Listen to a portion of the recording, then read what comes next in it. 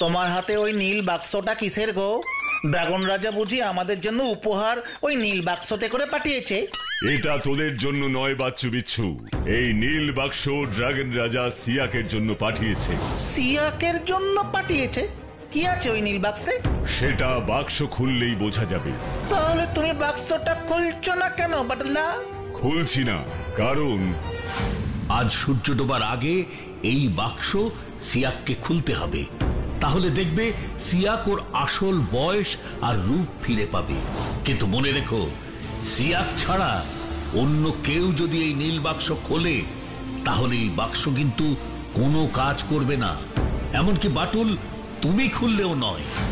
এই নাও সিয়াক, এই বাক্সটা তুমি খোলো। ঠিক আছে বাটুল।